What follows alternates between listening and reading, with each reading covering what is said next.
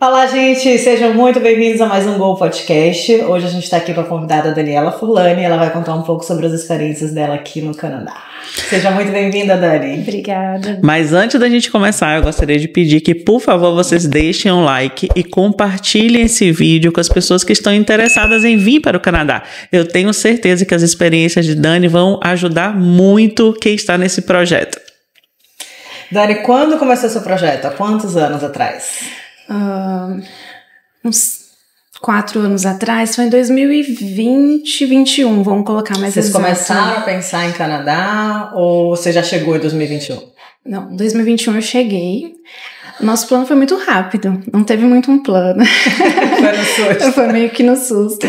Mas a gente viu que foi tudo muito guiado por Deus, assim, né? Quando eu acho que o Miguel contou um pouquinho pra vocês da nossa história e a questão foi que a gente começou a pensar quando algumas coisas começaram a dar errado pra gente, assim, sabe? E a gente começou a entender um incômodo de que a gente precisava mudar. Então vamos começar do começo. Forma. Vocês são da onde do Brasil? Não, peraí. Antes eu queria só falar pra vocês. Dani é casada com o pastor Miguel, que já fez parte aqui do podcast. Vocês podem assistir. A gente vai deixar o link aqui do podcast do esposo dela para vocês entenderem um pouco do contexto geral. Dani é casada com um pastor. Isso. Eu vou falar assim que cada um vai contar uma parte da história, sabe? Igual a Bíblia que a gente fala que... porque um conta de um jeito, outro conta do outro. Eu vou contar o meu lado. Lá em casa é sempre assim, são duas verdades, né? Então foi isso. Eu sou de São Paulo, né? E a gente tava tudo muito bem a nossa vida, tava tudo muito tranquilo. A gente tava numa igreja que é uma plantação de igreja no centro de São Paulo, na Cracolândia. Mas a gente gostava muito daquele trabalho. Era um trabalho assim que enchia o nosso coração de amor, de alegria de estar fazendo aquilo, né? E aí em 2018, mais ou menos, a gente recebeu um chamado para ir pro Japão, que ele também, eu acho que ele deve ter contado para vocês. E a gente falou assim, a gente precisa levantar recursos para isso. Vamos levantar recursos, vamos como? Vamos abrir lojas de sorvete, açaí. Lá no Brasil tava, no interior de São Paulo tinha muito, mas na capital não tinha. A gente falou assim, bora fazer uma coisa diferente aqui. E a gente fez, e deu muito certo. E a gente começou a levantar recursos até que não foi para frente a questão do Japão. Em 2020 veio a pandemia, a gente já tinha vindo aqui para o Canadá em 2019, conheci assim, para um congresso com uma igreja, e eu vim, achei legal, mas eu tenho até um vídeo gravado assim para as crianças, que as crianças não vieram, veio eu e meu marido, e eu falei assim, que legal, um dia a gente vem passear aqui de novo a família inteira, mas no meu coração não era o Canadá, não tinha, eu olhei, achei muito lindo, sabe, eu queria ver meus filhos andando com segurança, tranquilidade, mas no primeiro momento eu não pensei que seria aqui o lugar que a gente viria para morar. E aí veio 2020, a pandemia, tudo começou a dar tudo bagunçado, nosso coração já no final de 2019 já estava meio assim querendo uma mudança, a gente já estava sentindo que precisava de uma mudança. E a gente começou a orar e pedir para Deus direcionar, e Deus foi pontuando as coisas assim, mostrando. E eu falo assim, às vezes eu olho e falo assim, a gente só tá aqui porque Deus quis que a gente estivesse aqui. Então o nosso plano não é meio que meu, assim, é um plano do Senhor que Ele mudou e trouxe a gente para cá. E quando a gente veio, foi tudo muito direcionado. Então assim, em 2021 a gente chegou no meio da pandemia aqui, e a gente foi cuidado, a gente recebeu todos os cuidados, todo o apoio, e a gente se sentiu em casa. Então parece que o Plano Canadá surgiu quando a gente pisou no Canadá, assim, já sabe? Com a família inteira, com a família inteira aqui, sabe? Não foi uma coisa planejada no Brasil, a gente veio porque a gente sabia que precisava sair do Brasil, a gente precisava se mover, e quando a gente chegou aqui no Canadá, eu falo por mim, né? Eu senti que Deus nos trouxe porque Ele nos queria aqui, daquele momento, de outubro de 2021, a gente tinha que traçar um plano para ver o que Deus queria dali para frente com a gente. Muitos pais, eles ficam preocupados com a adaptação das crianças. No caso de vocês, quando as crianças chegaram, também foi essa sensação de chegar em casa ou houve alguma resistência? De começo, quem teve mais resistência foi meu filho de 4 anos. Quando ele chegou com 4 anos. Ele chegava pra gente porque a gente chegou, ele tava na escolinha lá mesmo, que era online, ainda o processo porque ele tava na pandemia. Quando chegou aqui, eu falei assim pro meu marido, a gente não vai falar inglês em casa, a gente vai falar português. Mas eles precisam ter um contato com o inglês. As meninas continuaram tendo aula online no Brasil até dezembro, então elas só entraram na escola aqui no Canadá em janeiro, as duas. E eles não tinham contato. E eu falei assim, as meninas vão começar em janeiro a estudar, ele também precisa estudar. E aí quando eu coloquei ele na escolinha, na pré-school, ele olhava pra professora e falava assim, I'm sorry, I don't speak English. Aí eu falava assim, filho, fala alguma coisa. Ele, mãe, se eu falar inglês, o português vai sair daqui da minha cabeça e eu não quero perder o português. Então a gente teve um processo de uns 6 meses, porque ele entrou em janeiro e só setembro ele ia entrar no kindergarten. E aí quando ele entrou, depois... Aí ele virou a chavinha e hoje ele fala tanto o português muito fluente, ele não tem sotaque do americano, né, aquele inglês assim, ele fala fluente português e fala fluente o inglês. Assim, vocês continuaram em casa mantendo a regra do português? Uhum. Lá em casa a mesma coisa. É a mesma coisa. Os vídeos, ele vai assistir desenho, o desenho dele é sempre português. Claro que hoje ele já cai um pouquinho pro inglês. Se ele vai assistir um filme, ele vai colocar no inglês. Mas se ele vai assistir um desenho, ele vai colocar no português, assim. Mas assim, eles começam a do meio e a mais velha foi tranquilo. A mais velha já veio com inglês melhor, porque na escola ela já sabia, já tinha um inglês mais avançado. Rápido, né? E a Clara, que é do meio, ela veio com inglês meio que zerado, mas em 6 meses eu falo que a Clara é a que mais fala inglês hoje lá em casa, assim, apesar que a Lívia fala muito bem, só que a Lívia é tímida, e aí eu brinco que a Clara, ela tem a personalidade no português e em inglês a mesma coisa, ela vira a chavinha e continua a mesma, sabe? Ela consegue fazer isso. A Lívia ela é tímida, então ela vai no inglês e no português ela vai normal, no inglês ela vai, mas ela vai naquela timidez. Lívia, liga no médico. Ai, mãe, vou ter que falar inglês. Mas ela fala fluente. Então, os 3 foi uma adaptação muito fácil, muito simples para eles. E se você perguntar para eles se eles querem voltar pro Brasil, eles vão falar não. Mas eu conheço um pouco da sua história, né, Dani? A gente conviveu junta. A Dani visitava um grupo que eu fazia parte de um grupo de estudo bíblico, a Dani e o pastor Miguel. Então, eu tive a oportunidade de conviver um pouco com vocês, com suas crianças. Seu filho inteligentíssimo, é uma criança super ativa. Mas, assim, eu lembro que o pastor Miguel veio como estudante de mestrado de teologia. Isso. E você com autorização de trabalho. E esse começo, a responsabilidade financeira praticamente caiu nas suas costas, né? E muita gente que imigra vem com aquele sonho achando que o maior desafio é o visto ser aprovado. Tem toda aquela coisa, o visto. Quando o visto for aprovado, todos os problemas se resolvem. Mas, na verdade, o desafio começa quando pisa aqui. Não é isso? Exatamente. E como é que foi isso para você? De repente, assumir toda a responsabilidade financeira da casa? Foi um papel difícil, muito difícil, porque eu brinco assim, que quando eu casei, meu contrato no casamento, na certidão de casamento, tinha assim, que o Miguel ia me sustentar e eu não precisava trabalhar. E de repente aqui, inverte, porque no Brasil, por mais que a gente tinha loja, essas coisas, a maior parte da minha vida eu era dona de casa e mãe, porque eu quis ser dona de casa e mãe. E pra mim era um prazer fazer aquilo, né? E aí quando a gente falou, vamos pra lá, ele conseguiu a bolsa 100%, então a gente não tinha que se preocupar com o mestrado dele, que o mestrado dele já estava todo pago, mas a gente tinha que se sustentar. E o valor no Brasil que a gente tinha não ia segurar por muito tempo aqui. E a gente não queria mexer naquele valor. Eu falei assim, então vamos encarar. E eu vim com inglês 0. Então, assim, eu brincava assim, aí o pessoal, mas eu também tenho inglês 0. Eu falei assim, não, você não tem um inglês 0 igual o meu, de contar até 10 e saber só as cores. Esse é o inglês 0, né? É complicado, pra ter a responsabilidade de assumir uma casa inteira com inglês fraco é difícil. E aí foi o que eu fiz. Aí eu pensei, eu falei assim, olha, uma coisa que eu sei fazer, eu sou dona de casa, eu sei limpar a casa. Aí eu falei assim, o que eu vou fazer é procurar uma empresa que me deu a oportunidade de trabalhar. E aí eu conversei com uma amiga minha que conhecia uma empresa, e eu conversei com as meninas que eram brasileiras e comecei a trabalhar. E fui levando, foi bem pesado. E é uma coisa que eu sempre penso, assim, quando alguém fala comigo que vai vir, eu falo assim, se prepare com o inglês. A gente foi, assim, eu sei que o nosso caso, cada caso é um caso. Sim. Mas quando você vai planejar pra vir pra cá, você tem que ter essa questão do inglês muito firme. Porque, assim, você consegue? Eu consigo alguma coisa, mas é boa? Não sei até que ponto vai me ajudar, sabe? Graças a Deus me abençoou e eu consegui por 1 ano e meio sustentar a casa sozinha com a questão da limpeza, mas era de 8 às 8 às vezes, né? E tudo regrado também, né? Porque assim, uma família de 5 pessoas. Exato. E a gente sabe que o custo de vida não é barato. Então você trabalhava, você tinha ainda que fazer a matemática dentro de casa. Exatamente. O que priorizar, né? É uma orquestra, né? Você vai ter que ver conduzindo uma música, né? Que é a vida de uma forma que se encaixe dentro daquilo que a gente estava conseguindo levantar naquele momento, né? Então, e quando as coisas ficaram um pouco mais fáceis, o que é que aconteceu? Olha, não tão fáceis ainda, estamos começando. Imigração a imigração, né? eu falo assim, a gente ainda, por mais, graças a Deus, a gente já tem o PR, tá tudo muito encaminhado, a gente não tem mais essa preocupação, mas nós temos só 3 anos e meio de Canadá, é pouco tempo ainda pra gente se organizar, né? Então hoje, graças a Deus, o Miguel tem um emprego fixo, né? As crianças já estão super tranquilas, hoje eu não trabalho mais em empresa, tô seguindo um caminho agora que eu comecei lá no Brasil estudando e quis vir pra cá pensando nisso, mas as coisas estão se encaixando. O que você está fazendo hoje? Hoje eu tô com a questão de doula. Então hoje eu trabalho com mulheres, para quem não sabe, a doula é aquela que cuida na parte emocional, física de uma gestante, né?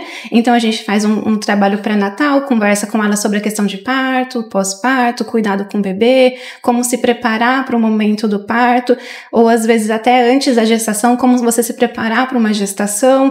Então é um cuidado. Eu não tenho a parte técnica, né? A doula não é técnica em enfermagem ou coisa alguma, mas é no cuidado mais emocional e de informações, de passar informações para as mulheres que têm um acompanhamento, né? Você já tinha tido essa experiência como doula no Brasil? No Brasil eu fiz o curso, né? E quando a gente começou a surgir a ideia de a gente ter que se mover, eu falei pro meu marido assim, eu preciso me mover com alguma coisa, não mais só como a Dani, mãe e dona de casa, eu preciso ter uma... Porque as crianças estão grandes. Já estão crescendo e uma hora eu vou querer fazer outras coisas, eu não vou ficar em casa olhando pro teto, eu queria fazer alguma coisa.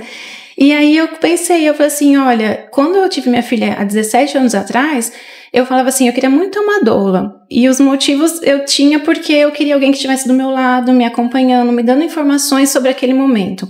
E eu via muito programas dos Estados Unidos que te passavam em programas televisão fechada no Brasil.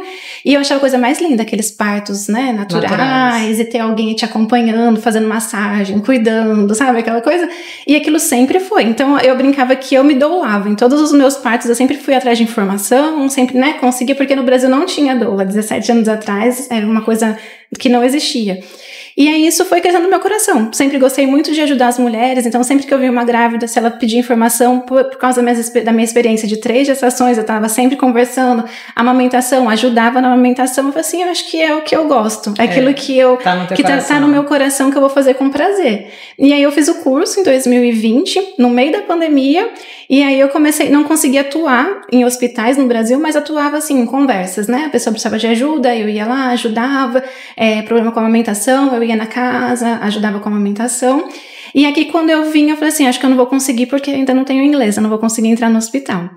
Em abril do ano passado, eu peguei e falei assim, não, agora eu tenho que ir. Chega, já tenho que dar passos, eu tenho que fazer as coisas caminharem para se estabilizar aqui, né? E aí eu peguei e eu pedi para entrar na associação de doulas aqui de BC.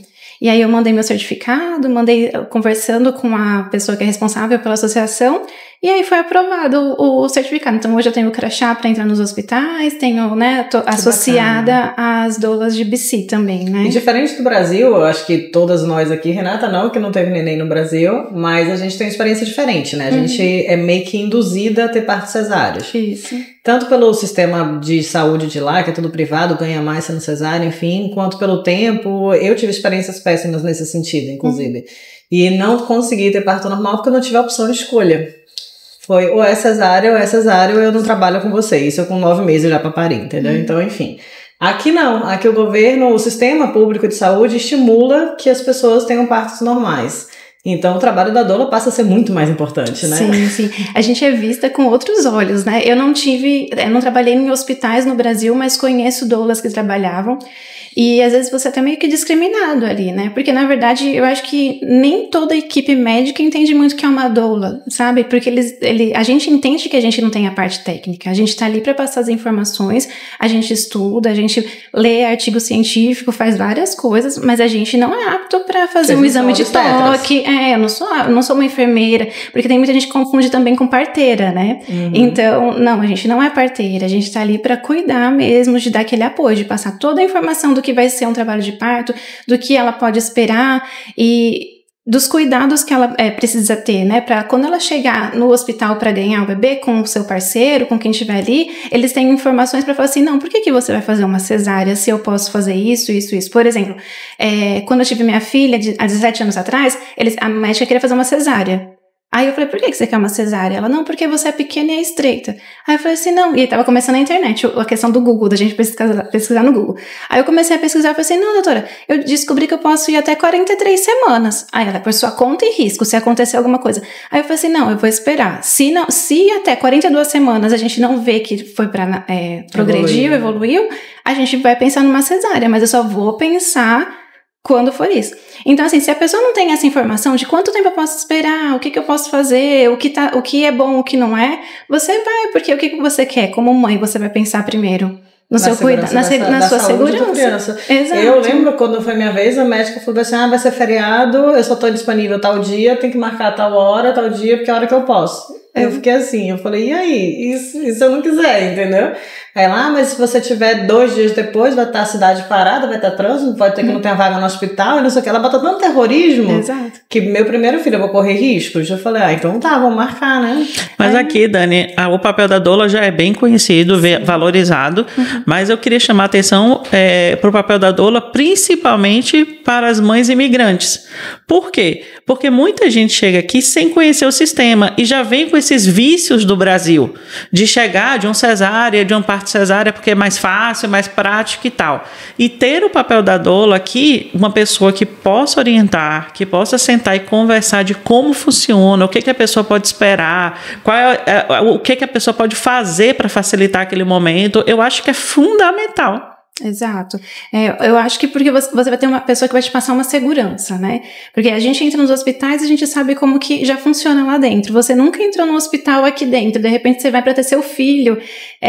Então você tem alguém que vai te estar do seu lado, cuidando e te ajudando e passando todas as informações da questão do sistema daqui, né? Então quando a gente faz uma primeira conversa, as meninas vêm com várias dúvidas e a gente vai tentando sanar. Se eu não tenho, hoje a gente tem um grupo de doulas aqui também, brasileiras em Vancouver. Legal. Então a gente vai no WhatsApp e coloca lá, meninas, tô passando por isso.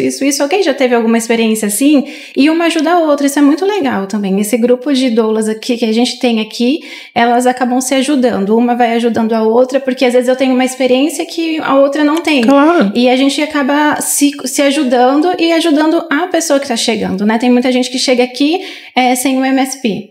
E aí, de repente, vai ganhar o bebê, o que eu faço, sabe? O que eu preciso? Então, a gente consegue ajudar de alguma forma. Se a gente não pode fazer, eu vou achar outro meio, outra pessoa que vai te ajudar a resolver esse seu problema, essa sua dúvida, tirar, né? E eu falo assim, e a questão da doula aqui, eu brinco que é tipo uma mãe, um cuidado de mãe, sabe? Assim, você quer alguém que vai estar lá, que vai te dar a mão, que vai estar junto. E a gente, como imigrante, a gente às vezes não tem a nossa família aqui perto naquele momento. Não tem uma rede de apoio, né? Não tem uma rede de apoio. E a doula tá aí pra te ajudar nisso, te dar esse apoio. E como você falou aqui, diferente do Brasil, no hospital não existe preconceito contra vocês, né? Não, eu acho muito legal. Teve o último parto que eu fui, o médico, ele fala olhando pra você, sabe, assim, conversando, tipo assim, e pergunta, você tem alguma dúvida? Se você tiver alguma dúvida, você pode me perguntar, você pode conversar. Eles esperam que a gente esteja junto com eles. Claro que a gente não se envolve na questão técnica, né, porque não é nosso papel, mas eu me senti acolhida. Todas as vezes que eu fui nos partos aqui, teve um outro, a mesma coisa, teve um que acabou numa cesárea, e era uma midwife. Geralmente midwife geralmente não, elas fazem só partos naturais, e o obstetra faz a cesárea, né? E a midwife veio conversar comigo para explicar o porquê que eles estavam indo para um parto para uma cesárea, né? E eu achei muito legal. Então, tipo assim, elas têm o cuidado de cuidar da doula, sabe? Assim, não é desprezada, eles não olham com aquele olhar de tipo, ela tá aqui para atrapalhar meu trabalho, sabe? Eu quero fazer uma cesárea e ela tá aqui para tentar, Mas né? existe aqui a opção de querer fazer uma cesárea sem necessidade? É muito difícil. Geralmente não. O parto é tentado o parto natural. E se tem alguma intercorrência, eles fazem a cesárea. Mas não é uma opção do paciente. Não, o caso no histórico de pessoas que já tiveram cesárea, exato. E daí sim. Se tem alguma complicação, por exemplo, gestantes que são com a idade, que eles dizem idade avançada, acima dos 43 anos, que eles falam que já é mais velha, eles vão provavelmente optar pela cesárea. Eu tentei normal até o último segundo, mas eu não tive abertura. Uhum. E aí, depois de um dia de trabalho de parto, foi cesárea. No caso dela foi nos Estados Unidos, que eu acho que é bem parecido. É parecido. Eles vão levar, e aqui eles vão fazer a mesma coisa. Se estiver tudo bem, e tem isso também. Se eles veem que o bebê também não tá respondendo bem, eles vão fazer uma cesárea. Eles vão levar, não vão levar todo o custo. sabe? Né? Pode acontecer de uma equipe ou outra, claro que a gente vai ver casos de extremos em todos os lugares, mas pelos históricos que eu tenho, assim, é assim, eles vão levando, aí uma contração vem, o batimento do bebê baixa, você vê que não sobe mais, e eles começam a observar isso, não tá subindo mais, eles não vão correr risco de perder aquele bebê e aquela mãe, eles vão fazer uma cesárea. Então, nessa área de gestação, você está gostando do sistema de saúde daqui, né? Eu gosto, eu não... assim, se a gente for pensar, sistema... O que a gente tinha no Brasil, vamos colocar assim, no Brasil a mulher tinha a ultrassom todos os meses, se quisesse pedir ultrassom, tem. Aqui não, você vai ter acho que 2 ou 3 ultrassons, no máximo. Porque isso eu acho que é o certo, não tem por que a gente ficar tirando, né, a ultrassom da criança o tempo todo, sem necessidade. Eu acho que assim, é um sistema no Brasil que é um dinheiro que você vai jogando, que não tem muita necessidade, é que eles vão fazer o que é prioridade, então assim, precisa fazer para saber se a criança vai ter algum problema de saúde, vamos fazer aquela do primeiro trimestre, depois vamos fazer do segundo trimestre, que é o que faz o morfológico, que faz o corpinho todo, vai medindo todo o bebezinho. Depois dali, se tem algum problema nessa segunda, eles vão pedir uma outra ultrassom, senão não. Mas eles, assim... Não é um sistema perfeito, a gente não vai achar no mundo, não vai achar sistema perfeito, mas é um bom sistema. Você sair dali que você teve seu parto natural, foi tudo muito tranquilo, ou se você teve sua cesárea também, que foi tudo muito tranquilo, você não vai chegar na sua casa, não vai chegar carta nenhuma te cobrando nada. Tá tudo pago pelo governo, sabe? A única coisa que uma coisa que é legal, uma coisa que você paga é se, por exemplo, eles te colocaram no quarto e você quer um quarto privado. Aí eu acho que é $200 a noite, alguma coisa assim. A única cobrança que vai pra... E é opcional, de qualquer forma. E é opcional. Você que vai escolher ficar sozinha ou ficar com outro paciente. Mas geralmente os hospitais você vai ficar... Se tiver vazio, você vai ficar sozinha. Você não precisa nem pagar, sabe? Então, eu não acho ruim. E aqui você tem a escolha de midwife ou a enfermeira obstetra também. Você pode escolher. Geralmente, quando você engravida, se você quer uma midwife, você tem que ir rápido atrás de uma, porque é difícil. Então, assim, quem trabalha nessa área e quer investir aqui é uma área que eu acho que vale muito a pena, porque midwife é muito raro e é um sistema que é bom. O pessoal gosta muito porque, assim, a midwife ela é acolhedora. É aquela pessoa que vai passar 30 minutos falando com você. O obstetra é de 5 em 5 minutos. Então você entra, tá tudo bem, não tem reclamação, tá tudo bem com seu bebê, mede e acabou. Mas no caso a midwife é a particular, então? Não, a midwife ela é a parteira, é como se fosse a nossa enfermeira obstetra do Brasil. Mas a gente tem a opção de contratá-la ou é do governo? É do governo. Ah, tá. Você vai entrar você entra no site, tem o site do governo, que você tem a lista de todas as midwives, os lugares que você pode encontrar. Só que assim, elas são muito concorridas, aí você tem que ficar ligando pra saber se tem vaga. Incrível isso, né? Eu não sabia que era concorrido, não. É muito concorrido. Tem mulheres que não conseguem midwife e vai pro obstetra, porque primeiro você vai no médico da família, aí fala que tá grávida, aí o médico dá o requerimento, né, pra você conseguir. E aí dali você procura a midwife, às vezes você sai do médico da família já com recomendação direto pro obstetra, porque ele vai saber seu quadro clínico, essas coisas, ele vai falar assim, melhor você já ir pro obstetra. Mas se tá tudo bem, você tem uma gravidez tranquila, o médico vai falar que você pode procurar uma midwife. Então você pode escolher. E essa voz de paz de Dânia, né? Imagina só você grávida, ter uma pessoa dessa do seu lado, ela dando uma paz, uma tranquilidade, uma segurança, né? Que bom. Já aconteceu, Dânia, você desesperar em algum parto complicado?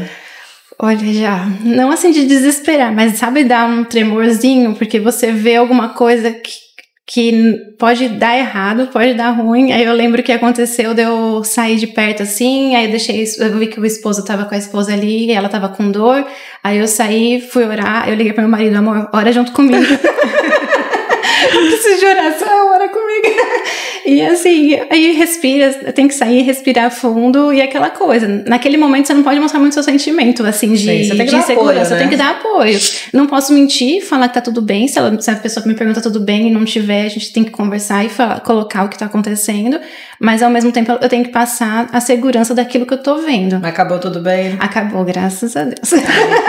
Aqui eles disponibilizam esse parto, tipo, dentro de água, aquelas coisas mais diferentes ou não? Depende do hospital. Tem o BC Woman, que é aqui o que eu acho que é mais conhecido, né? Ele disponibiliza, a mulher pode até ter o parto dentro da banheira.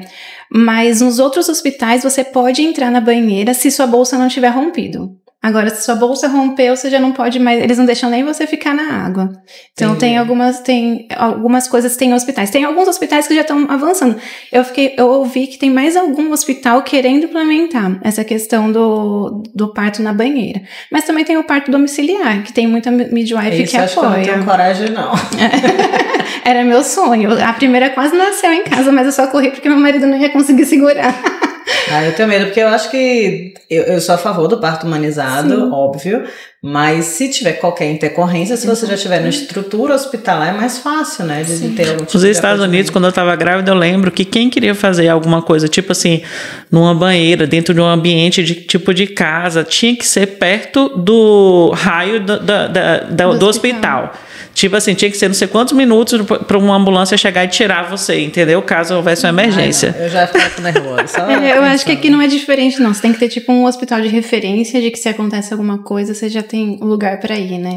Exatamente, porque pode acontecer a qualquer momento, né? Sim.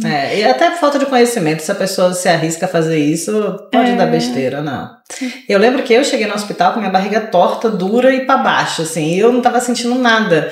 Então, pra mim, tava tudo bem. Aí a mulher falou assim, você tá entrando em trabalho de parto, tá em contração. Eu falei, jura? Então, tipo assim, eu leiga, se acontecesse, eu poderia ter um tipo de problema. O bebê perder batimento porque não teve espaço, minha mãe não teve espaço, Renato teve espaço, minha outra irmã não teve espaço. Então, eu poderia correr riscos.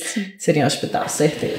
Gente, aí, ó, vocês conversem com a Dani se vocês estão grávidas ou querendo engravidar. Porque realmente é uma coisa que faz muita diferença, principalmente para nós imigrantes, que não temos aqui uma rede de apoio. Às vezes a mãe não consegue vir, como minha mãe não conseguiu ir para o meu parto nos Estados Unidos, e estar sozinha nesse momento é muito complicado. Então, ter uma pessoa do lado segurando a sua mão, eu acho que faz toda a diferença. Principalmente se for no mesmo idioma, né? Que dá aquele conforto na hora do desespero, acho que ajuda muito. Ajuda. E a gente tem também o trabalho da doula pós-parto, né? Que a gente ajuda depois do parto, né? Então, às vezes, a mãe tem alguma dificuldade com a amamentação, tem dificuldade, às vezes até ela quer dormir e aí não tem aquele tempo de dormir e ela pode chamar uma doula pós-parto para passar uma noite com o bebê, para ela poder ter uma noite de descanso. Então também tem esse apoio, esse suporte para doula pós-parto também. Mas as doulas diferentes da midwife, elas são particulares? Elas são particulares. E alguns planos hoje, quando você tem aquele... Extended Insurance. Isso, tem alguns que já estão cobrindo. Então assim, você paga, a gente manda o recibo, o nosso certificado e eles reembolsam. Não são todos, mas está começando a ter esse reembolso. Mas eu lembro que quando eu cheguei aqui, se eu quisesse ir no oftalmologista, no dentista, era esse esquema de pagar, pegar o recibo, mandar para eles reembolsando. Agora já é direto. Já muitos lugares que eu vou, eu só preciso mostrar a carteirinha e o pagamento já é feito automático. Então eu acredito que em breve vai acontecer a mesma coisa com as doulas. Eu acho que sim. Que maravilha. E me conte mais sobre o Canadá. Quando você já se sentiu em casa, já se estruturou com a família, já está com a nova carreira, é para a vida inteira, é seu lar? Olha, eu falo que eu acredito que... Eu não sei, como eu posso dizer pra você que é pra vida inteira? Eu amo o Canadá, mas eu sou uma pessoa cigana. Então, assim, eu nunca falo que é pra sempre. Mas é porque mulher de pastor, missionário. Então, tipo assim, você é sempre guiada pelo Espírito Santo. Exato. Então, hoje o Espírito Santo está confirmando o Canadá. Canadá é minha casa hoje. Hoje eu posso afirmar pra você, Canadá é minha casa, é meu lar. Tem dia que eu fico desesperada com algumas coisas que acontecem, assim, de chateada, né? Porque você quer organizar, deixar, né, tudo certo. Porque no Brasil você já tinha uma vida estabilizada. Aqui você quer estabilizar e parece que não chega. Aí eu falo assim, quero dar vontade de ir embora. Aí eu olho assim, eu falei pro meu marido, não, mas não é verdadeira essa vontade, não saiu da boca pra fora, assim, porque o coração não tem vontade de voltar, sabe? Mas olha de onde você saiu, por exemplo, você chegou aqui, eu conheci você não falava inglês, estava trabalhando de faxina, bancando uma casa sozinha, agora seu marido tá empregado, vocês estão em um ministério super bacana, que eles fazem parte, estão liderando um grupo de brasileiros na Willington Church, que é uma igreja com mais de 6 mil membros, né? Mais ou menos uns 5 mil membros. 5 mil membros, ou seja, assim, tipo assim, as coisas estão encaminhando. Então, Talvez não esteja no nível que você queria que estivesse, mas comparando uma vida no Brasil e 3 anos no Canadá, vocês... Não, a gente tá muito bem. Eu falo assim, o poder de compra aqui do Canadá, das coisas de se estabilizar é muito mais rápido. E a gente fala assim, vamos voltar pro Brasil, mas como você consegue fazer as coisas do zero, do jeito que a gente fez aqui, e em 3 anos do jeito que a gente tá hoje? Você não consegue viver da mesma forma, né? O estilo de vida acho que é muito diferente. Muito. É que a gente, como humano, a gente quer as coisas pra ontem, né? Então, assim, já queria que tivesse, mas em 3 anos eu não posso reclamar de nada, né? Da questão, que nem eu falei, a gente já tem o PR, em 2 anos a gente conseguiu ter o PR, foi muito rápido. E tinha momentos, assim, que eu tava junto com eles, que parecia assim, não sei como é que vai dar certo. Sim. A gente não sabia o que fazer, sabe? Buscando opções. Mas o pastor Miguel sempre tranquilo, esperando em Deus e orando. E no momento certo, Deus abriu a porta de um trabalho para ele que já facilitava a residência permanente. Então foi meio assim, encaixou tudo no momento que tinha que encaixar. E foi muito de Deus, assim, porque a gente tá vendo esse problema na imigração, na questão de ficar subindo ponto, baixa ponto, tira isso, coloca aquilo, né? A gente precisava de 60 pontos para entrar nesse programa. 1 mês depois estava 90, depois 120. E aí ele aplicou sem o mestrado dele daqui, porque a gente já queria aplicar logo. Ele entrou e falou assim, não vamos perder a oportunidade, vamos embora. E aí ele não tinha concluído o mestrado e ele já aplicou. Então ele não tinha as pontuações altas, eram 75 pontos que a gente tinha. E a gente entrou, começou a subir. Eu falei assim, Deus queria. Foi um momento propício, assim, pra gente colocar e conseguir o PR, né? A maioria das histórias que a gente escuta, principalmente aqui, que as pessoas vêm conversar com a gente, nunca é fluido, fácil. Não. É sempre um desafio, é sempre uma batalha, mas no geral sempre vale a pena. Exato. Então acho que foi meio que aconteceu com vocês, né? Vale muito a pena. Foi muito... às vezes bate o desespero, mas ao mesmo tempo você olha pra tudo que você passou e tudo que você tem, assim, os privilégios, as coisas que você tem aqui, você fala assim, vale a pena, sabe? Vale muito a pena. E os relacionamentos que vocês estão criando, né? Os amigos que vocês estão fazendo. Sim. Às vezes eu acompanho vocês no Instagram, eu vejo assim, meu Deus, como que Deus tem abençoado vocês. Tem colocado pessoas na sua vida, né, que tem se tornado família. Sim. Então isso é maravilhoso, isso tem um valor incrível.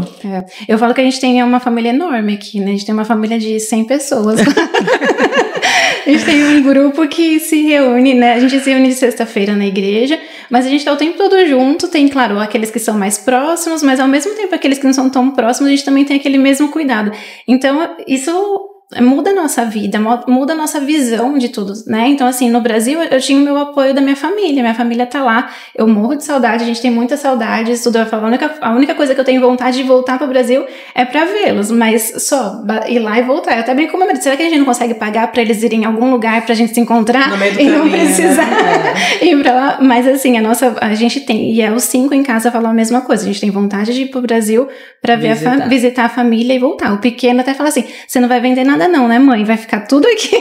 Assim, é só ir e voltar. Porque aqui a gente construiu também uma família. E a gente tem uma família que nos apoia em tudo mesmo. Se eu falar assim, olha, tô passando por qualquer tipo de necessidade, eu sei que tem um que vai estar ali disposto para me ajudar. Assim como a gente tem ajudado muitas pessoas. A gente teve pessoas que passaram por problemas com câncer, a gente teve pessoas que passaram por problema com criança internada e vários outros problemas que passaram e a gente estava ali dando suporte, ou se a gente não pode, a gente chama outros para ajudar e acaba criando um vínculo tão forte, porque a gente acaba sendo um apoio do outro, a gente vira aquela grande família para se ajudar e para se cuidar, né, um do outro. Então, assim, Dani, para quem tá vindo e pretende morar aqui na região da Grande Vancouver, eu vou pedir para a gente deixar aqui o contato, né, da Willington Church, da parte do grupo de brasileiros, né, se essas pessoas quiserem entrar em contato com vocês, porque esse grupo está sempre aberto para quem está vindo, né, e é uma rede de apoio muito boa para novos imigrantes. Sim, e de lá eu falo sempre pro pessoal, quando eles chegam, eu falo assim, lá é uma ponte para várias coisas, né, tanto para a questão da igreja quanto para sua vida pessoal, porque você vai fazer networking, né, você chega lá, eu preciso disso, eu preciso daquilo, fulano é dessa área, fulano faz aquilo, então a gente sempre consegue encaixar você com alguém que vai te dar uma direção, sabe, e se a pessoa não pode, ela vai procurar lá fora, então um ajuda o outro de alguma forma. Quando você chega num lugar que você não conhece ninguém, ruim, você achar uma base para você poder contar com as pessoas é maravilhoso. Exato. Eu cheguei aqui, eu tive a sorte de ter Renata, que realmente abriu muitas portas, de conhecer pessoas, de apresentar locais, até a casa que eu aluguei foi por intermédio dela, ajuda muito. Agora vem uma família completa, sem ninguém, assusta. Eu vim pra cá, eu não conhecia ninguém, absolutamente ninguém, só veio eu, meu marido e minha filha, mas eu sou cristã, então eu sabia que no dia que eu encontrasse uma igreja, eu encontraria uma família e um direcionamento. E assim foi. Chegamos, encontramos a igreja foi networking, daí as coisas foram acontecendo. E eu falo assim, tem muita gente que chega pra gente e fala assim, olha, eu não quero contato com brasileiro, não quero falar português. Eu falo, tá, tudo bem, você não vai ter contato com brasileiro se você trabalhar, se você for estudar. Mas às vezes você precisa de um tempinho, porque às vezes você tá passando por um problema que você não consegue expressar em inglês. Você precisa expressar na língua do seu coração, que é o português. Então tem sentimentos que você precisa colocar pra fora. Então acho que por mais que a pessoa venha também com esse pensamento de que, não quero brasileiro, porque já tive, sair do Brasil pra isso, não sei o quê. Mas uma hora essa pessoa vai ter que, vai atrás da gente pra poder conversar e falar e expor algum problema, porque tá guardado e ela precisa colocar para fora. Mas não só isso, eu acho que quando tem emergências, por exemplo, meu marido, no primeiro ano que a gente estava aqui, ele teve uma infecção seríssima no intestino, uma bactéria muito forte, tinha que ser um determinado antibiótico, ficou internado. Nesse momento, a gente teve o acolhimento da nossa igreja, meu pastor canadense maravilhoso estava lá apoiando, mas os brasileiros chegaram juntos também. Amigos oferecendo para ficar com Stephanie, que só tinha 2 anos e meio, Gabriela não morava aqui. Então você ter uma comunidade que você sabe que vai estar junto de você em momentos como esse faz toda a diferença. Por exemplo, você acompanhou uma pessoa que estava com câncer. Gente, passar um tratamento de câncer não é fácil. Não é, em qualquer lugar do mundo não é fácil. E sem a família. Exatamente. Do lado, né? Porque você tem no Brasil você tem a família, você tem aqueles amigos que já estão com você há muitos anos, que estão ali te acompanhando, que eles vão te apoiar, e aqui de repente você está 1 ano aqui, você passa por um processo quem que vai te ajudar? Né? Mas eu acho que a solidariedade é um pouco diferente, no sentido assim, no Brasil, a nossa família, nossos amigos estão todos ali naquela correria e tal. Ajudam, óbvio, chegam junto, óbvio, pelos vínculos que a gente tem de vida. Aqui, eu acho que o acolhimento é diferenciado, porque tá todo mundo no mesmo barco. Exato. Então, tipo assim, eu acho que a vontade, a necessidade de ajudar é até maior por compaixão. Tipo assim, poderia ser comigo, poderia ser com a minha família, a gente não tem ninguém aqui. Então, eu acho que aqui as pessoas que eu encontrei realmente são família pra mim. E eu acredito que eu seja pra elas também. Eu acho que faz toda a diferença. Meus filhos eram muito novos. Então, acho que diferente dos seus, eles podem sentir até mais saudade, os seus, né? Mais saudade dos primos, dos parentes do Brasil, porque tiveram mais tempo de convívio. Os meus, na cabecinha deles, a família são as pessoas que eles encontraram aqui. Então, os primos são os amigos que eles encontraram aqui. Então, acho que a cultura, o fato de você se relacionar com o brasileiro faz toda a diferença também por isso. Porque a gente meio que se entende, sabe? Sim. É diferente, eu acho. Não sei, você concorda? Eu não abriria mão dos meus amigos brasileiros. Eu acho que com todas as diferenças culturais, porque são brasileiros de diferentes regiões, então tem todo até o jeito de falar, tem pessoas que, se você fala um pouco mais direto, a pessoa pode estranhar, tem toda uma questão cultural até no próprio Brasil, mas com todas as diferenças, eu acho que você poder falar em português, estar reunido em português e contar com pessoas que te conhecem, tipo, pra mim é muito importante. Eu acho, sim. Eu entendo a pessoa que quer vir falar, não quero contato com brasileiro, porque tem aquele estereótipo de brasileiro não presta, sim. Ou tem aquele estereótipo de se eu vou ter contato com brasileiro, eu não vou falar inglês. Eu acho que tem um pouco de tudo. Eu acho que o fato é, você pode sim ter uma vida de 2 idiomas, né? Tem o inglês no trabalho, na escola, na vida, e tem o português no momento. Mas eu e você que trabalhamos em português... Aí a gente complica. Porque, tipo assim, meu inglês não desenvolveu no nível que eu queria que tivesse desenvolvido por causa disso. Sou casada com um brasileiro, falo português em casa com minha filha. Trabalho com brasileiros, não somente com brasileiros, com hispanos também, mas a maioria é brasileiro. Então, tipo, isso dificulta a nossa fluência. A minha vida, com certeza. Meu inglês hoje eu tenho decepção em relação a ele por conta da imersão do português que eu tenho pela necessidade das minhas escolhas. Mas, engraçado, na época que eu estava estudando, eu fiz 2 anos de faculdade aqui, eu achava que eu era fluentíssima. Até entender que o caminho era mais longo. Então acho que dá, assim, dá pra ter os dois, né? Você evoluiu no inglês, acha que como? Olha, Milagre, eu tenho Dani. milagre. Porque eu tenho o mesmo problema. Porque em casa todo mundo fala português. A gente não quis colocar o inglês dentro de casa, então todo mundo fala português. Eu trabalhei por 2 anos e pouquinho com brasileiros. Aí quando eu trabalhava na parte administrativa, era muita mensagem. Então assim, o meu inglês lido e escrito é muito melhor do que eu falado, porque eu precisava responder mensagens, e-mails, essas coisas, então eu vejo com o meu inglês. Mas eu fico fazendo cursos, né? Então hoje como a gente tem o Piada, a gente tem o Link, né? Aquele programa que você faz que o governo te dá. Então eu faço esse curso de inglês do governo agora, eu faço online, faço em casa, mais tranquilo também. Mas eu tento me envolver na igreja, como voluntária, a gente tá lá como voluntário. E aí a gente tem as pessoas que a gente tem que falar inglês, então você tem que se desenvolver. Aí eu falo que eu sou cara de pau, eu vou, jogo as palavras e as pessoas têm que entender o que eu tô falando.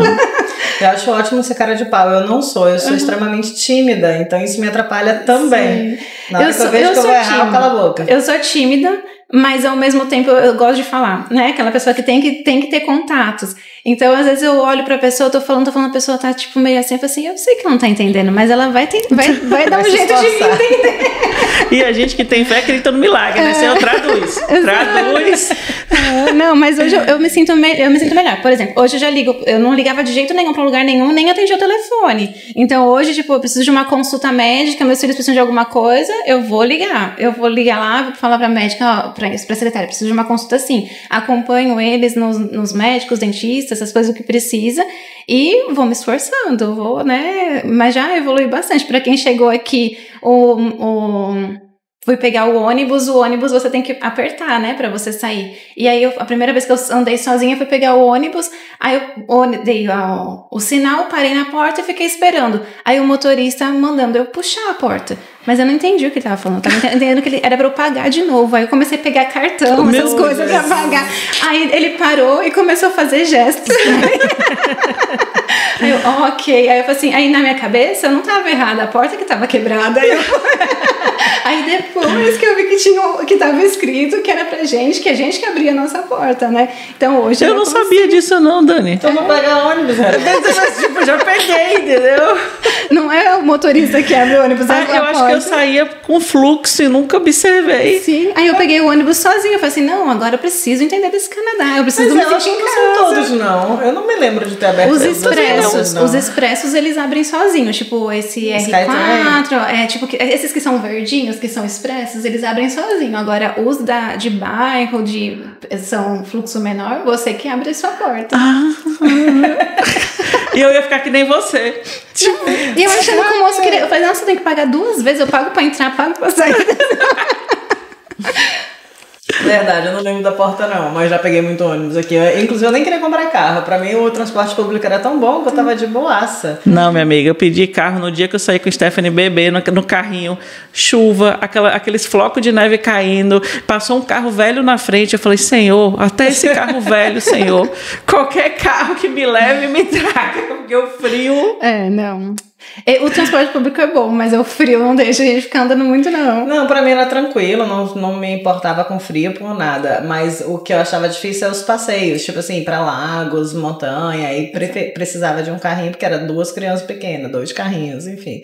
Mas acho que dá, assim, pra viver. Quem tá chegando agora, que não quer gastar, dá pra viver com transporte público. Tranquilo. É muito bom, o transporte público é muito bom. Ainda mais assim, esse escritório, gente, tá no centro de Vancouver. Estacionar carro aqui é uma fortuna. Exato. É uma fortuna. Você gasta $30 de estacionamento, imagina. É muito caro. Eu vi de SkyTrain, eu falei assim, muito mais barato. É rápido, $5, eu vou e volto. Eu acho também, vale muito a pena viver de transporte público aqui, fora lazer. É isso aí, eu acho que não, tem lugares que não dá mais. E eu ia fazer uma pergunta, acabei esquecendo. Transporte público. A idade chegou. Lembrei. Que os seus vieram um pouco mais velhos, então eles já tiveram a educação no Brasil, das escolas do Brasil, e agora estão aqui. Teve muito choque em relação às escolas, ou você acha que foi tranquilo? Teve, porque no Brasil, a escola que eles estudavam era particular. Então, aquela escola que puxa... Eu falo assim, eles entram na escola pra prestar vestibular. Então, tipo assim, eles entraram na escola com 3 anos, eles já preparam ali pro vestibular quando for 18. E aqui não, aqui é leve. Eu falo assim, é leve o ensino, eles fazem no tempo deles, as crianças são crianças, sabe? Eu sou suspeita para falar porque eu gosto do ensino daqui. Meus filhos estudam hoje em escola pública, tem outras questões que me preocupam mais do que o ensino na escola pública. Então, eles estudam... as meninas chegaram, aí elas olhavam, mãe, isso daí eu aprendi, tipo, na 5ª série, ela tava no 8º ano, sabe? Aí eu falei assim, minha filha, aproveita, refaça, faz de novo. E foi muito bem. A mais velha, ela é aquela que tem o café da tarde com o diretor todo semestre, porque os melhores alunos têm o café da tarde, o café com o diretor, então ela participa de todos os cafés, ela ganha, tem vários certificados, né? Então ela, porque ela já tinha. A do meio também, ela vai no ritmo dela, ela tem o jeitinho dela. A Clara, ela é artista, então ela se envolve na música da escola, hoje ela se envolve na parte da tech, sabe, da escola. Ela vai ter Proj Day segunda-feira, ela vai pra escola porque os professores vão estar em reunião e ela tem que operar a mesa de som da escola. Que legal. Então, assim, ela se envolve em coisas que aqui eles se preocupam com a comunidade.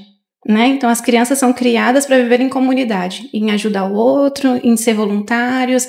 Eles esforçam isso além do ensino. Quando vai chegar ali no grade 10, dali para frente, eles vão puxar o ensino. Sim, eles puxam, certeza. porque eu tenho a minha, ela tá no 11 agora, então ela é puxada para ela. Eu tô achando puxado. Sim, eles vão puxando, mas eu acho que elas não sentiram tanto porque como elas vieram de uma escola que puxava muito, foi leve. E agora elas puxando de novo, elas estão indo tranquilas. As duas estão indo muito bem. Assim, eu acho que quando chega no high school, não cheguei ainda nessa fase com as crianças, eles vão direcionando para a área de interesse da criança, né? E aí sim fica mais puxado. Agora as meninas, elas têm que, por exemplo, a Lívia, o ano que vem, ela já vai para a faculdade. Então, todo o ano dela, o último ano dela, tem que ser, já vem desde o 10, né? 10, 11, 12, ele é todo direcionado para a área que ela quer. Então, ela tá começando a resolver agora o que ela quer, né? E aí ela tá começando a mudar algumas matérias. Ela, mãe, eu não fiz essa, então o ano que vem eu vou ter que puxar essa matéria para eu poder pontuar, porque não tem vestibular aqui. Vai pelo seu... né? E esse é um ponto, assim, que eu queria até falar, porque a escola, de uma forma geral, é considerada tranquila, mas quando chega nessa fase de faculdade, não tem o vestibular, mas as notas para você entrar em determinados cursos tem que ser extremamente alta. Então, por exemplo, engenharia, a parte de saúde, é muito difícil. E muito concorrido, né? Exatamente. Porque não é aberto para todos. É 10 alunos que querem entrar. Não, tem 5 vagas. Então, mesmo que os 10 sejam bons, aí eles vão começar a olhar voluntariado, vão começar a olhar outras coisas. Idiomas, quantos idiomas. Exato. Então, vai olhando outras coisas além da nota, mas a nota tem que ser muito alta para você. Então, por exemplo, a Lívia, a gente trabalhando com ela assim, o que você quer? Você quer parar? Tipo, ficar um ano em casa? Você quer college ou você quer universidade? Ela já queria ir direto para a universidade. Então você vai... eu falei assim, então vai e se programe para isso. Eu penso diferente, até mesmo porque minha filha tem dislexia e tudo, mas assim, eu acredito que as universidades aqui são extremamente puxadas, tem uma sobrecarga muito grande, inclusive muitas pessoas que escolhem, por exemplo, a área de medicina, desistem, se você olhar as estatísticas, muitos desistem, não porque não tenham conhecimento ou porque não estão preparadas, mas por causa da pressão psicológica que esses alunos enfrentam. No Brasil, você vê muito advogado dirigindo Uber, você vê muito engenheiro com dificuldade de conseguir trabalho. Aqui, qualquer pessoa com curso técnico trabalha e ganha bem, dependendo da área que essas pessoas escolherem. Então, eu acho que tem um tempo que esse jovem pode desenvolver, você não precisa correr atrás para entrar direto na universidade. Então, no caso da minha filha, eu estou incentivando ela a tirar esse um ano, esse um ano que você ofereceu para a sua, eu estou falando assim, tira esse um ano, vai fazer um curso bíblico, vá estudar em outro lugar, vá para um outro país, experimente, tenha uma experiência de vida e depois, com mais maturidade, aí você escolhe o que você quer fazer. Exato. Ela tá bem bagunçada ainda sem a decisão, ela não tem firmado. E aí eu até falei pra ela, assim, vai pra esses institutos bíblicos, tem um aqui em Absurd, né? Que eu falei assim, vai lá, fica um ano lá, aí eu falei até pra ela, é bom que você ora bastante pra ter certeza do que você quer. Eu acho que não existe resposta certo ou errado, o que é certo ou errado, fazer um ano ou não fazer, ir pra college ou não ir, universidade ou não ir. Eu acho assim que quanto mais jovem você é, mais fácil você vai enfrentar os desafios, porque você tem menos carga de responsabilidade da maturidade.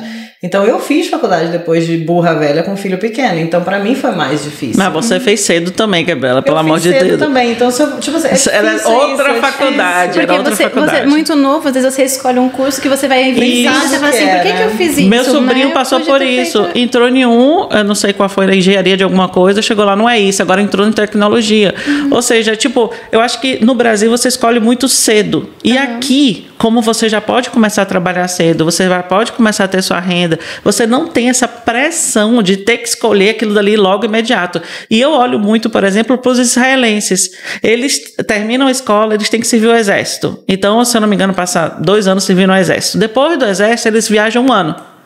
E depois eles vão atrás da universidade. E olha como que a tecnologia, como a ciência é desenvolvida lá em Israel. Eles não são atrasados, muito pelo contrário, eles estão na frente do mundo. Então, talvez esse tempo é um tempo de maturidade importante para que aquelas pessoas escolham de maneira correta e se desenvolvam. Sim, e o meu receio, o meu medo é tipo essas crianças saírem para esse 1 ano e não voltar mais. Técnico, ganhar bem na construção, exemplo, nada contra quem trabalha na construção. Mas é o que eu tô falando, não criar uma carreira. Por exemplo, entendeu? Beatriz, sua filha. Você acha que Beatriz não vai ter uma carreira? A menina é inteligentíssima, é estudiosíssima. Se ela tiver um tempo para estudar outro idioma, para morar em outro país, ela vai voltar muito mais enriquecida. Acho que a resposta certa depende da criança. Depende da pessoa. Eu acho que... E tem aquela coisa, né? No Brasil, a gente tem a pressão porque a idade chega e lá você não consegue mais trabalho. Depois dos 40... você não consegue mais trocar diária. Isso. Agora imagina que eu tô com 40, eu tô trocando diária agora. Exatamente. E eu consigo trabalhar naquilo que eu quero. Então tem uma diferença. Aqui eu posso mudar. Então assim, eu acho que não tem essa pressão nas crianças, porque assim, começa, vai lá, vai trabalhar no McDonald's. Eu já falei pras meninas, elas já estão com 16, saiu o PR, eu tirei o C-number de todos. Eu falei assim, pronto, todo mundo já tá pronto pra trabalhar, pode todo mundo trabalhar. E eles podem trabalhar, fazer alguma coisa e depois eles decidem o que eles querem, né? E a gente como pais, a gente inculca na cabeça deles agora o caminho, né? E eles vão seguindo depois. Essa diferença também existe. Em jovens no Brasil, trabalhar é meio que difícil. Só quando a família precisa financeiramente que essa renda extra aconteça. Os meus aqui no Canadá, eles já estão na cabeça dele quando que eles vão poder trabalhar no summer jobs, né, que eles falam.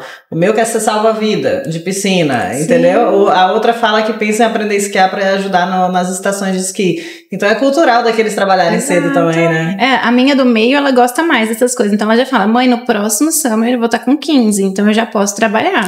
Falei, pode. Aí ela, eu vou lá trabalhar na Playland, né, que tem aqui, eu vou lá. Pode ir, filha, vai onde você quiser. Então, assim, eles têm essa oportunidade de trabalhar. Sim. Agora, se você põe no Brasil, ou você é meio que discriminado, porque, tipo assim, nossa, você tem 15 anos, vocês estão passando necessidade? Estão passando... Não, eu só quero que o meu filho trabalhe, porque ele tem alguma coisa. A minha pediu pra trabalhar no Sephora, né? Sephora. Esperta ela. Porque ela gosta de make-up, tipo... Eu acho que é isso, é cultural mesmo, não tem jeito. Os meus já pensam em trabalhar antes mesmo de poder, e eu acho que se fosse no Brasil nem passaria pela cabeça, né? Passaria em viajar nas férias, talvez. Não sei. E eles sabem que eles podem mudar. A mesma coisa que eu falo pra ela. Eu falei, Lívia, você faz seu curso agora, não quero mudar, depois mais pra frente você muda, vai seguir outra carreira, faz o que dá pra fazer agora, se não quer, espera, né? Então a gente tem esse tempo, eu acho que a gente pode trabalhar depois dos 40 aqui, lá no Brasil, se você é mandado embora depois dos 40... Aqui ninguém pergunta nem idade, né? Nem idade, é proibido quando você vai fazer entrevista. Qualquer pergunta pessoal você não pode fazer, né? É bem diferente. Eu sou fã do Canadá, eu sou apaixonada. Realmente acho que todo mundo deveria vivenciar essa experiência, nem que não seja definitiva, como você falou, pra sempre é muito tempo, né? Então pode ser que amanhã não seja o Canadá. Mas eu acho que é um país que vale a pena conhecer e explorar as possibilidades. E British Columbia tá no meu coração, eu acho que é o melhor lugar do mundo, mas tem outros Canadás dentro do próprio Canadá, né? Que são tudo muito diferente, cada província tem sua carinha diferente. Bate e volta. É uma brincadeirinha que a gente faz, uma palavra, você responde o que vem na tua cabeça. Ok. Tá? British Columbia. Beleza. Você já conheceu outras províncias? Não. Só por youtuber, mas não tenho vontade. Não, vale a pena, mas British Columbia realmente é muito bonito. Não, os outros lugares também têm suas belezas, mas eu acho que aqui é a beleza diferente. Marca uma viagem pra Banff, depois você conta pra ela. Banff também é um lugar que eu tenho vontade de ir também, lindo. É lindo. Mas eu acho que, eu falo que aqui, BC, você tem as quatro estações bem marcadas. não sei, eu falo que a gente paga caro pela beleza da cidade, sabe? Assim, a gente paga caro pra viver o belo. Não, hoje eu tava vindo pra cá dirigindo e meu carro tem teto solar que tava aberto, minha mãe falando comigo no FaceTime. Que lindo, que céu lindo, olha aquela árvore que passou e não sei o que. Eu falei, minha mãe, fala comigo. É um quadro pintado, né? Eu falo assim, qualquer lugar que você olha pra cá, você parece que você tá vendo um quadro, né? Você parece que é uma pintura. Mas ó, a estrada de British Columbia pra Alberta, nessa estrada da Rocky Mountains, é uma coisa tão de louco, assim, de lindo. A gente tava no carro, eu filmava, eu olhava pra imagem na filmagem, não conseguia transmitir o que é aquilo ali. Exato. Aquilo ali é de outro mundo, assim. Eu ficava impressionada com a beleza daquilo ali. Parecia assim, parecia pintado, parecia tão perfeito, parecia o céu, assim. E eu olhava e falava assim, como é que tem gente que não acredita em Deus vendo um negócio desse? De tão perfeito. É muito lindo, perfeito. É uma viagem que a gente tem planos pra fazer. A gente quer fazer daqui até Calgary, de carro. Isso. Então, e vai com calma. Exato. Tipo assim, parando em cada lago, parando em cada paisagem. É muito lindo. A gente ainda não teve o tempo necessário pra isso. Então, a gente falou assim, uma hora que a gente quer ir com esse tempo, com calma e tranquilo. E vale a pena, viu? Meu marido não gosta muito de road trip. Eu amo. Amo. Porque você vê coisas assim que no avião você não vai ver. Exato. Então, você de carro, assim, nossa, muito bom. Mas aí a gente já parou, bate e volta. A gente comeu, vai. Primeiro foi British Columbia, vai você. Deus. Meu pai, e tudo. Brasil. Família, saudade. Miguel. Amor da minha vida. Ele contando as histórias dele, eu falava, nossa, a gente precisa conhecer sua esposa, porque parece que ela é um anjo. E deve ser mesmo, né? Ele é o amor da minha vida, ele é o meu alicerce, assim, né? Eu falo, é Deus e ele ali me dando o suporte e os empurrões pra fazer coisas boas. Desafio. Inglês.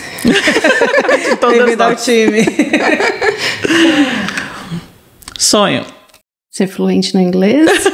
Isso conta. Eu vou falar um sonho que minha família vai ficar feliz. É uma viagem pro Japão.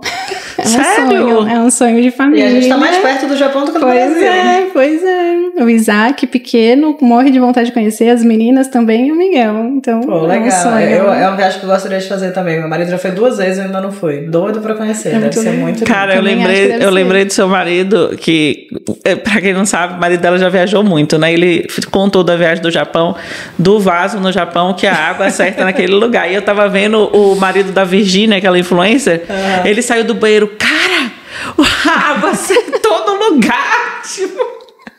O vaso sanitário é tipo computadorizado. Sim. Então você esquenta, esfria, dá descarga, limpa o bumbum, entendeu? Só que acerta o buraquinho certinho. Como é que pode estudar cientificamente aquele lugar? Eu acho impressionante. Será que é uma câmera que alguém fica ali atrás medir? Deve ter um sensor ali pra saber o tamanho da pessoa. Mas já pensou, cara? Incrível isso. Eu acho impressionante. Mas vende aqui, eu já procurei. Vende, se eu não me engano, tava $300, alguma coisa assim. Eu já vi em algumas casas, a mesma coisa. Eu pensei em comprar, falei, não vou comprar. Esquenta, ele fica quentinho em volta também. Não, esse negócio do quentinho eu acho maravilhoso. Por quê? Porque, gente, quando tá frio aqui, a casa pode aquecer muitos ambientes, mas nem sempre aquece o banheiro. E aí você vai no banheiro e senta naquele negócio gelado. Acorda a alma, é horrível. É horrível. De madrugada ainda. É horrível. Dani, vamos lá. Se você for dar uma dica para as pessoas que querem vir pro Canadá, qual é a dica que você daria? Um planejamento bem feito. O inglês também bem estudado. Eu acho que planejamento financeiro e conversas. Eu acho que as pessoas precisam conversar com quem já tá aqui. Porque às vezes você faz um plano com algumas coisas que não são tão verdadeiras quanto pra quem tá aqui, sabe? Então, porque tem caminhos, tem jeitos de fazer algumas coisas, como também tem coisas que não são tão realistas como a gente pensa quando tá no Brasil. Então, acho que ter contato com pessoas que já estão aqui também, ajuda, eu acho que ajuda muito. Eu sou contra as propagandas de vem pro Canadá, é rápido, fácil, barato. É o Canadá que tá precisando de você. Exato. Porque assim, o Canadá precisa, mas ele precisa em determinadas áreas específicas. Então, assim, eu tenho que ir sabendo o que eu vou encontrar lá. E é isso que eu falei, o Canadá é maravilhoso, então tem oportunidades, mas você tem que vir certo. Então, às vezes as pessoas vêm, fulano tem a profissão X, vai pra lá, vai fazer um curso e vai dar tudo certo, a gente vai ficar rico em 1 ano. Chega aqui, o dinheiro já foi embora em 1 mês, o curso que precisava não tem ali, porque foi o fulano, não sei da onde, que tipo outra província, outro lugar falou, e não tem. Então, eu acho que um bom planejamento financeiro, um planejamento de estudar mesmo a questão daqui e o inglês. E eu acho uma coisa importante a cabeça, porque o emocional tem um peso muito grande. Exato. Então, se você não está preparado emocionalmente, qualquer desafio que você enfrentar aqui pode dar um peso muito grande e fazer com que seu projeto vá por água abaixo, a ponto até de você desistir e ir embora, sem completar. Sim. Então, ter esse preparo emocional, estar junto com pessoas que podem te ajudar a superar suas dificuldades diárias, as suas tristezas, as suas ansiedades, as suas depressões, eu acho muito, muito valioso. Exato. E eu penso assim, e não venha pra cá pra tentar salvar alguma coisa. Tipo um relacionamento, alguma coisa. Porque a imigração, ela te suga. E se você vem com um problema muito sério pra cá, isso pode ser pior. Então, assim, eu penso que tem que vir com a cabeça muito bem preparada emocionalmente, isso que a Renata falou, bem organizada, bem estruturada, com pessoas que vão te segurar na mão e vamos embora junto, fazer isso acontecer. É uma coisa muito verdadeira, porque eu acho que quando você fala assim que a imigração te suga, eu entendo que são muitos desafios, Exato. Né? Então, emocionalmente você pode ficar desestruturado, você tem que se reencontrar aqui, até mesmo às vezes na profissão. Sim. Então, é como se você se tornasse uma nova pessoa. Exato. E às vezes, se você estiver fragilizada, pode se tornar ainda muito mais difícil, né? Sim, você pode conseguir? Pode, mas vai ser muito, muito difícil, sabe? Então, eu acho que você precisa ser cuidado antes de vir pra cá, pra conseguir passar tranquilo, porque mesmo que passe por tudo, vale a pena. Vale a pena. A única coisa que eu falo pras pessoas, vale a pena? Vale a pena. Eu sempre faço essa pergunta, o Canadá ainda vale a pena? Vale a pena, vale a pena. Eu falei, enquanto eu tô aqui, eu faço daqui ao meu lar. E aqui é a minha casa, eu tenho vontade de ficar até quando Deus mandar. É pra toda a vida? Não sei. Mas, por enquanto, é. Que bom. E é bom que você tá inteira, né? Sim. Dani, obrigada. Foi muito bom estar aqui com você. A gente vai deixar seu contato para que as pessoas, as mamães que estejam esperando neném ou planejando engravidar, possam entrar em contato com você. E se vocês precisarem conhecer ou quiserem conhecer o Willington, o grupo de brasileiros, a gente vai deixar também o contato aqui. E, por favor, compartilhe esse vídeo, dê o like, deixe comentários, a gente vai ler todos eles. Dani, muito obrigada, foi um prazer. Por mim, a gente ficava mais horas conversando. Muito, muito obrigada mesmo, tá? Eu que agradeço vocês pela oportunidade, pela conversa também muito boa. Gente, muito obrigada, espero que vocês tenham gostado. A gente se vê na próxima. Beijo, tchau, tchau.